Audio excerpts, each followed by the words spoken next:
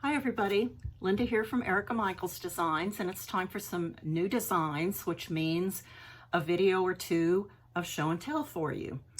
Your retailers have received details on 5 new designs that are releasing in mid-August, so be sure you go to them if you see something that you like.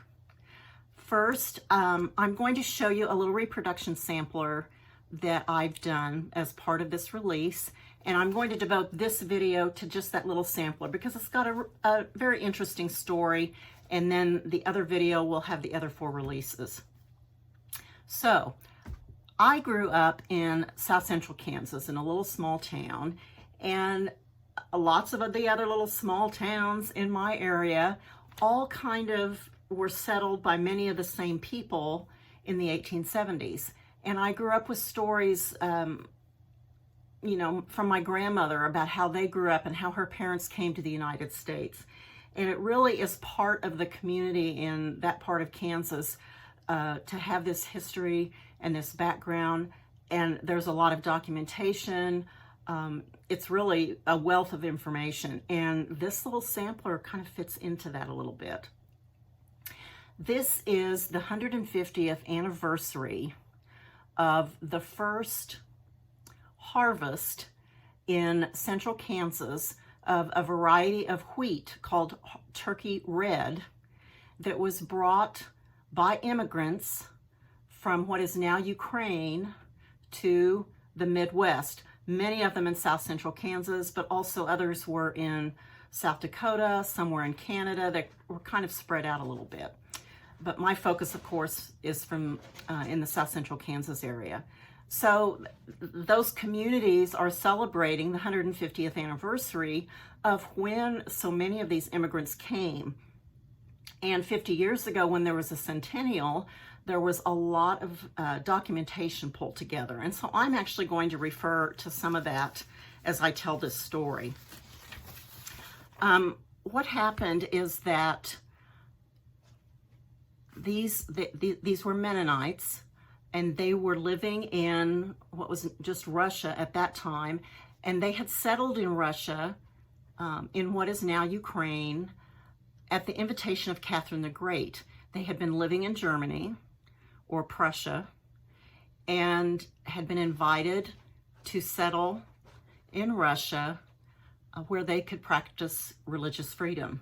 She wanted them to come and settle and farm the land and promised them religious freedom, which included exemption from military service, as well as some things like being able to have their own schools and those sorts of things.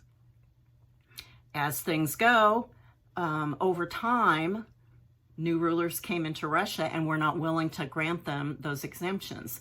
And so they were looking for, what are we going to do? And it became a very organized effort over a period of many years. And I'm going to read here from a bit of information. 1874, so 150 years ago, was kind of the Great Migration year. It happened over a period of years, but the biggest numbers came at that time. And there are actual ships lists, that came over on steamships at the time. And there are published ships lists where I have found some of my ancestors. And there were, in 1874, over 5,000 Mennonites that came to America. And over the next 10 years or so, they continued coming. So by the time, all was said and done, there were 13,000 or so people that had come and settled in these various places in the plains and were farming and settling in and creating homes for themselves and their families. So there are a lot of stories, of course, that go along with that kind of a migration. There is a museum in a little town called Gossel, Kansas. It's north of Newton, and it's a Mennonite Heritage and Agricultural Museum. And my sister was browsing there one day, and they had posted a sampler. And the story behind the sampler, her name is Anna Funk, And Anna was about 20 or 21 when her family made the decision to join this migration. At that age, she had friends that she knew she might not see again. Others were maybe migrating with her, and maybe she would, but it was unknown. And so she asked her friends to select motifs for her to cross-stitch into a sampler, and that was her keepsake. And that sampler traveled from Russia to Hamburg in Germany, then to New York, and then to Kansas. Being small, it could easily be packed with the belongings because obviously they were limited in the amount of things that they could bring. But she brought this sampler that was representative of her circle of friends. The sampler belongs to the museum's collection for obvious reasons. And the story was passed down through the generations, and the sampler was donated to them not too long ago. I did have the opportunity earlier this summer to visit the museum and look at the sampler. So I don't have it here to show you, but you'll be able to view it on the website when all those things go up. But the story goes, and there's a little bit apparently of some discrepancy, whether it's a written note versus the story handed down, about whether Anna stitched all of it herself or whether her friends stitched the individual motifs into the sampler. After looking at the sampler and looking at the back side of it, I feel like she stitched all of it herself, because the way that the stitches are worked, when you look at the back side, it's all very, very consistent. And I think that would be difficult, or maybe not the case, if you had had a number of people stitching it. So I'm going with that, but we just won't know for sure. We don't know that particular detail. So I was able to get permission to reproduce it and make it available to you all. And in gratitude and in recognition of the entire story, which I find very special, I'm going to be donating my proceeds to the museum. The other couple of little factoids about this story is I grew up in Halstead, Kansas, and part of the story of the wheat and how it was brought to the States and all of those sorts of things goes back to a miller and a mill in Halstead, Kansas. And in addition, based on the ship's lists of passengers when they were traveling to New York City, my great-grandfather was an infant when he and his family made the journey, and they were on the same ship as Anna Funk and her family. Who knows if they knew each other? But that was an interesting little detail. So after all of that, let me show you what this little sampler looks like. It's quite small. I've stitched this on 38 count linen. And the original is stitched on a rather large, for us, linen, probably 18 to 20 count. And it's not even a linen, it's more of a wool ground fabric. And she has stitched it with wool threads, but in these same vibrant colors. And so this reproduction is not going to look like the antique because of the wools, as opposed to linen and cotton flosses. Also because of the uneven weave of the original sampler. This is obviously a rectangular orientation, but the original sampler is actually about 12 inches square, 12 and a half inches square. So there are some differences there that I can't exactly replicate because of materials, but this is in terms of color. And you can see it's much like what we might think of now as a motif sampler or a spot motif sampler, because they're just kind of randomly placed along with the alphabet. Pretty bright colors. She used some really vibrant violets, some blues, and kind of hot greens. It's really quite colorful. and such a special story. You can pick out the individual motifs when you start to look a little more closely. So this is the little sampler. And what I've done in the chart pack, obviously you have cover, just like I always do. But when you open the cover, you're going to see there is a picture of the original sampler right here. And then you're also given a picture of the overall kind of chart version, because the chart is a couple of pages. And so this gives you a good reference point for that. But you do get a picture of the original sampler. The other thing that I've done, actually a couple of other things, it's a motif sampler. So these are little individual motifs. And so as I am wont to do, I made a couple of smalls.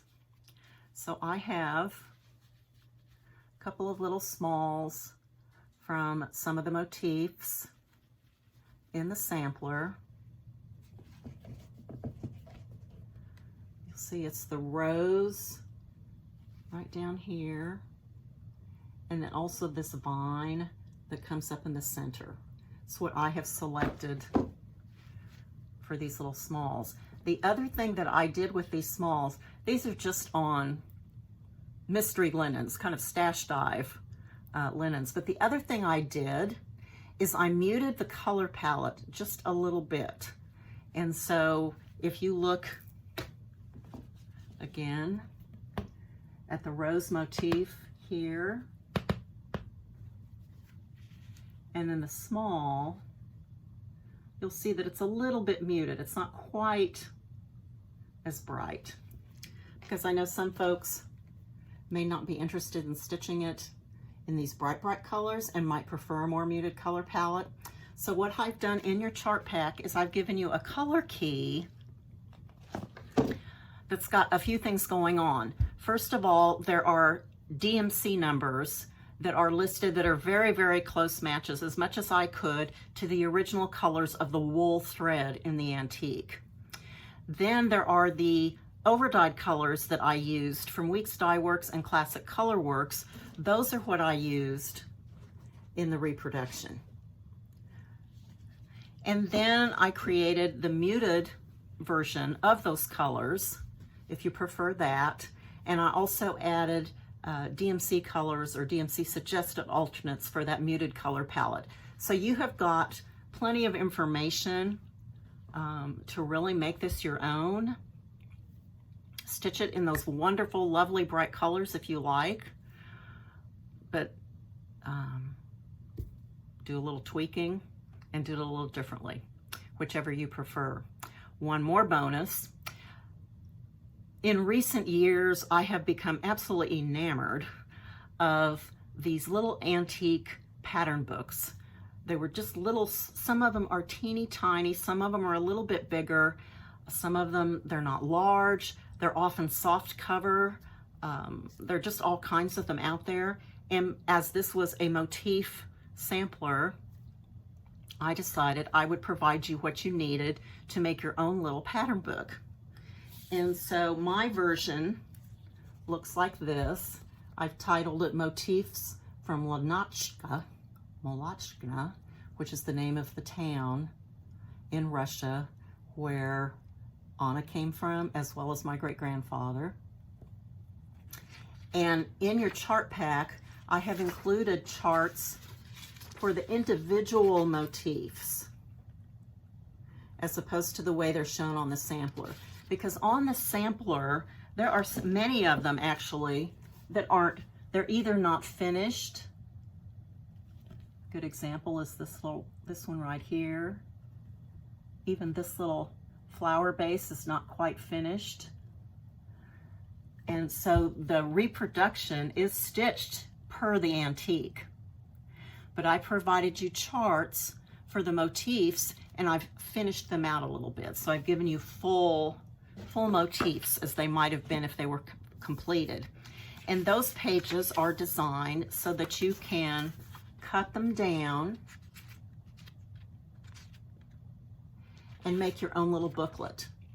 There's a PDF file on the website, or will be on the web page for Anna's sampler, that will let you print this little cover, which is just kind of my visualization of what it might have looked like. Certainly it wasn't going to be anything like this, but a little bit of the flavor. And I've included wheat motifs because that's such a big part of the story, and a little reminder of what this is all about.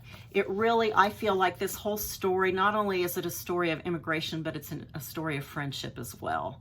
And so I hope that you enjoy looking into the story more. I've provided some links on the website as well as in the chart pack as to where you can learn more about all of this. If you like that kind of history, but if not, support the museum.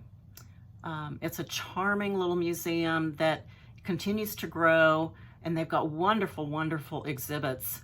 It's one of those, you know, in a little town that you're maybe not likely to just drive by and notice if you're on a highway, but it's only minutes off of an interstate there in Kansas. And so it's one of those things that you should take a few minutes and visit if you have the opportunity.